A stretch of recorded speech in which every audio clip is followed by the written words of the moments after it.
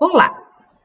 Iniciamos hoje a formação de professores à distância que trabalham no Ensino Fundamental 1 do 3º ao 5º ano, promovida pela Secretaria Municipal de Francisco Beltrão. Quem estará os orientando serão as professoras Ivete Rota Pereira, eu, professora Marinês Trisca Capra, professora Valdicleia Castro e teremos a participação especial da Elis Regina Calegari. Bem-vindos para a nossa primeira aula. Temos como tema reflexões sobre as práticas em sala de aula. E o nosso objetivo é repensar a atuação do professor para que este articule os conteúdos escolares em torno de um objetivo comum. Para início de conversa, eu trouxe algumas reflexões para a gente pensar. Não estou aqui para dizer que é verdade ou é mentira, que é certo ou é errado. Como tem sido a organização da minha sala de aula? Eu trabalho todos os dias com alunos um atrás do outro, sentados na sua carteira, da mesma forma? Ou eu trabalho em grupos? Conforme o conteúdo, eu faço trabalhos em grupo com os meus alunos, ou em semicírculo.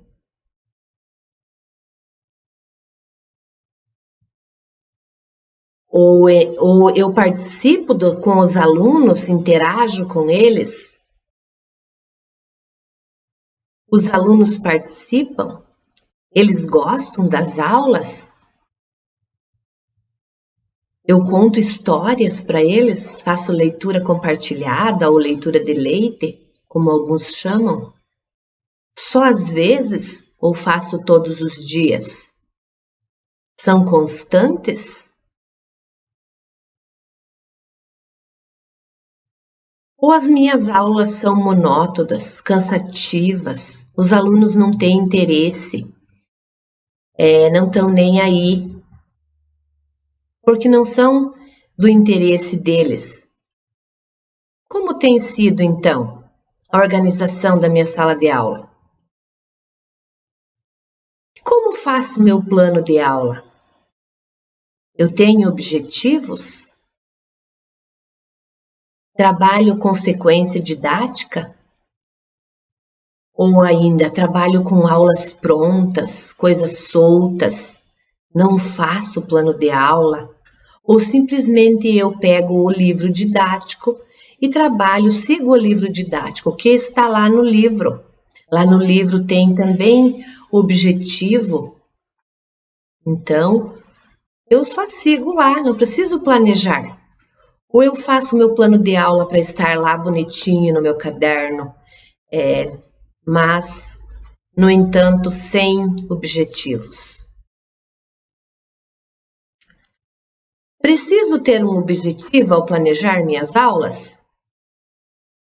Ou eu pego uma atividade pronta para o aluno pintar, porque eu achei bonito, porque o meu colega fez também, ou para preencher o tempo, ou eu trabalho com projeto, onde eu preciso pensar o que vou trabalhar, que conteúdo eu vou trabalhar, o que eu quero com isso, para que trabalhar com aquilo, que método eu vou usar para trabalhar.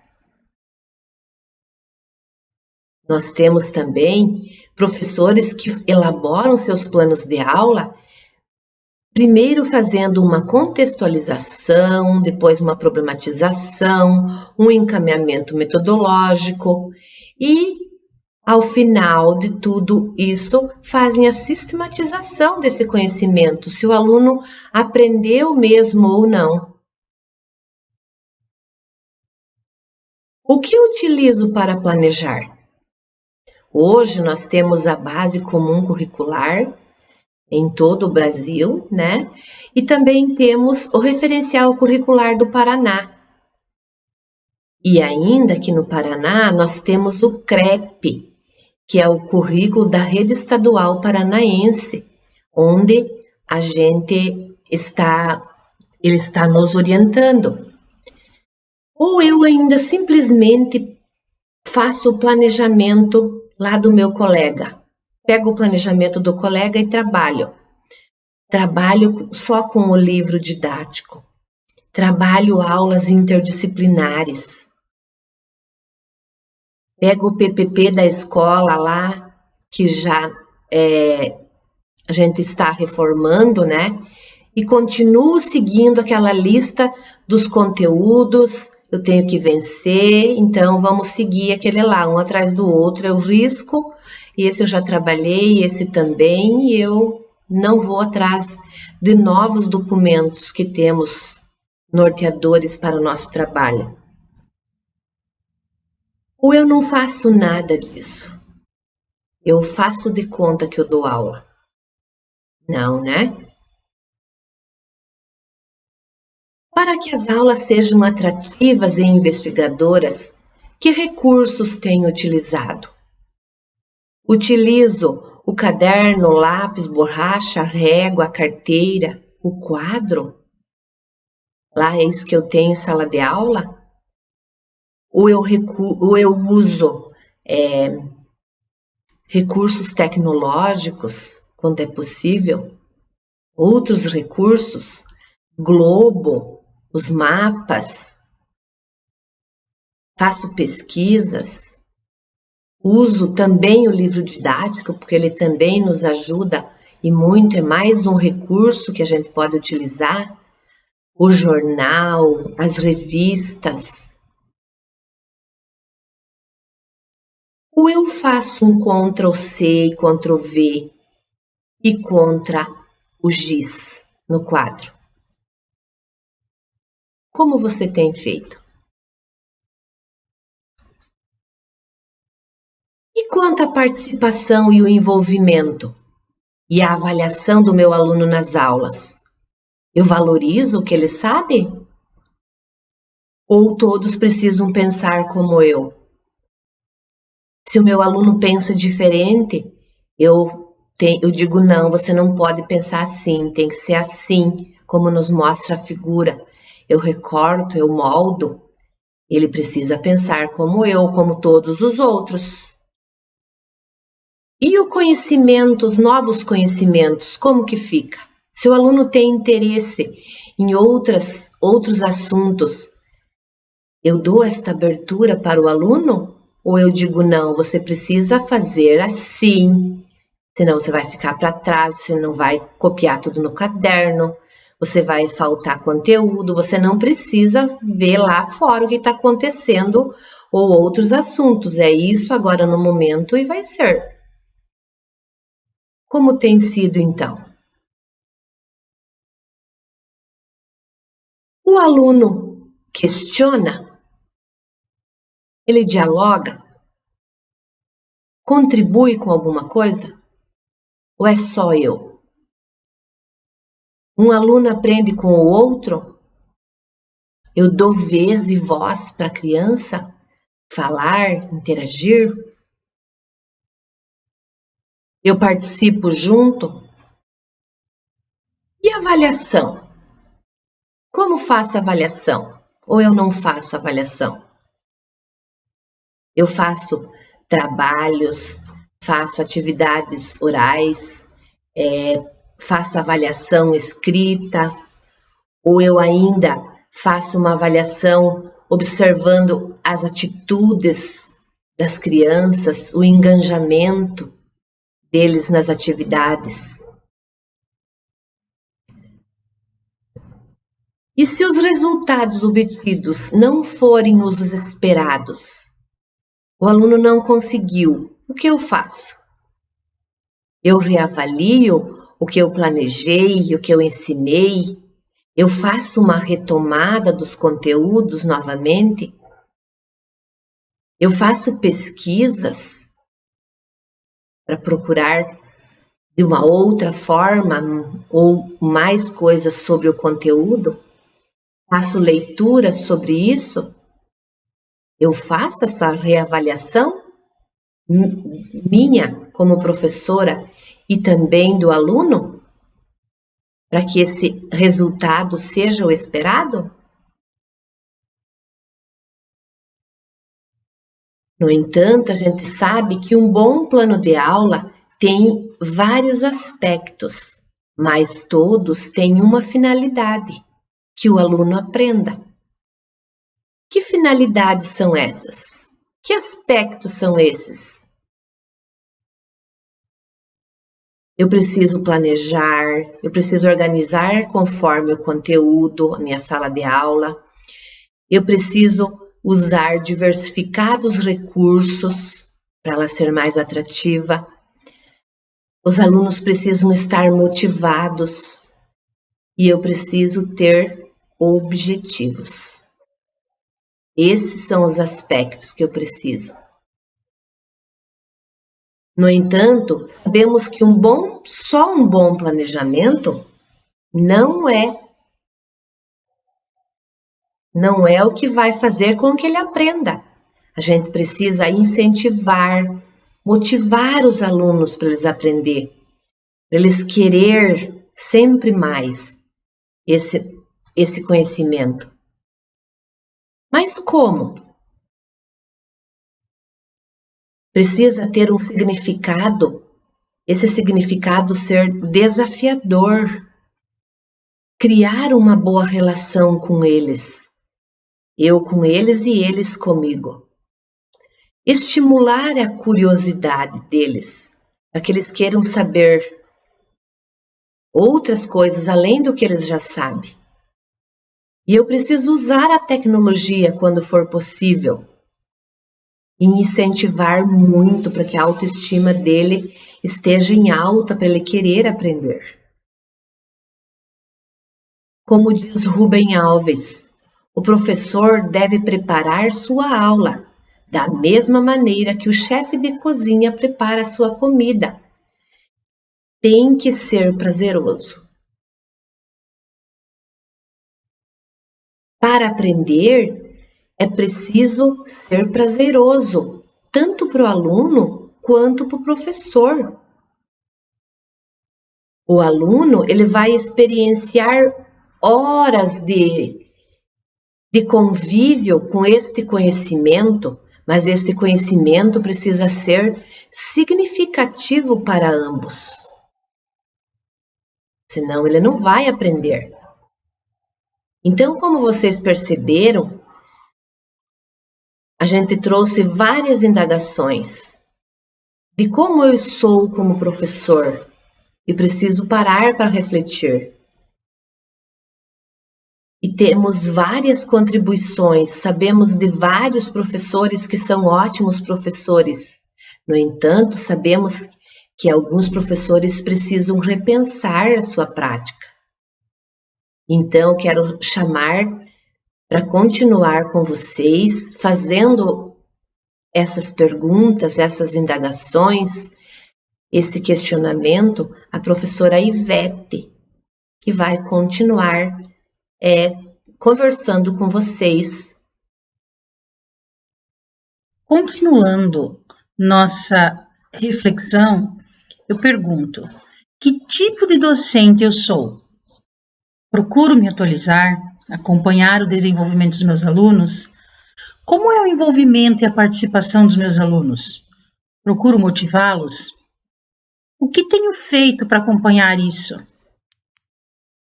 De nada adianta novas metodologias se não fazem sentido, se eu fico presa a ensinar da forma como eu aprendi, fico presa ao passado. O professor ainda existem muitos professores que se acham os detentores do conhecimento, são resistentes, não reconhecem que a criança, ao chegar na escola, já traz um conhecimento adquirido antes, com a família, com a vivência com a família, com as brincadeiras, com as trocas com os colegas. E nós precisamos valorizar e desenvolver cada vez mais esse conhecimento. Precisamos mediar para que esse conhecimento se amplie cada vez mais. E por que não antecipar o conteúdo a ser estudado com uma breve apresentação ou com uma pergunta? O que você sabe sobre esse assunto que iremos estudar? Assim, estaremos instigando o nosso aluno a buscar informações para poder contribuir com a nossa aula. Isso enriquece o nosso dia de aula. Muitas vezes o aluno traz informações que nós não tivemos, não procuramos, e ele conseguiu encontrar alguma informação diferente da que nós temos. A apresentação podemos fazer com uma imagem ou até mesmo com um breve textinho falando sobre o assunto que nós iremos tratar. Isso instiga a criatividade, instiga a curiosidade do nosso aluno a buscar cada vez mais, tornando o aluno envolvido na nossa aula. Assim nós estaremos envolvendo o nosso aluno na nossa aula.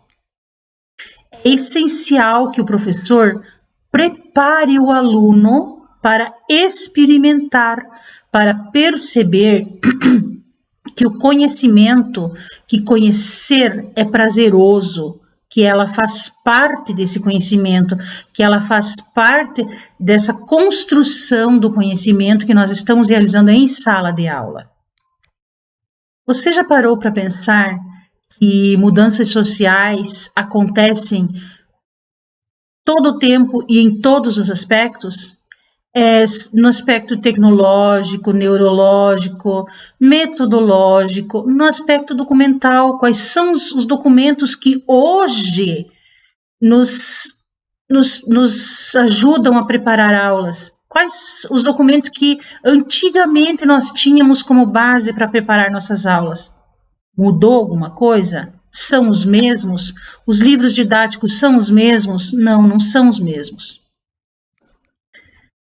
Diante dessas mudanças rápidas, constantes e profundas, como podemos proporcionar aos nossos alunos uma aprendizagem significativa? Sim, porque a aprendizagem, ela precisa significar para a criança. A criança precisa, com o conhecimento, saber relacionar com os fatos da sua vida, o que ela está aprendendo. Prepare aulas envolventes, desafiadoras, onde os alunos precisam participar, assim serão significativas. Essas aulas precisam estar conectadas ao currículo. Defina objetivos sabendo que estes não são conteúdos. Professor, você é o fator principal na hora de mediar, de tomar a decisão certa. Sim, porque na hora do planejamento, o teu aluno não está contigo. Então, você é a peça principal, é o fator principal na hora de decidir qual metodologia eu vou utilizar para desenvolver a minha aula. Se eu quero uma metodologia onde os meus alunos se envolvam, onde eles participem, ou se eu quero uma metodologia onde os meus alunos simplesmente ouçam o que eu tenho para dizer. Então, o professor é o fator principal, é a peça principal na aprendizagem na hora de decidir o que ele vai trabalhar, como ele vai trabalhar. Para termos alunos proativos, nós precisamos adotar metodologias que envolvam atividades mais elaboradas, mais criativas e que tenham objetivo. Por que objetivo? Porque eu preciso saber o que eu quero que o meu aluno, no final desse conteúdo, o que eu quero que o meu aluno saiba. Qual é o meu propósito com isso? Onde eu quero chegar com isso? Então, eu preciso ter um objetivo claro do que eu quero atingir. Assumir esta postura dá trabalho, muito trabalho.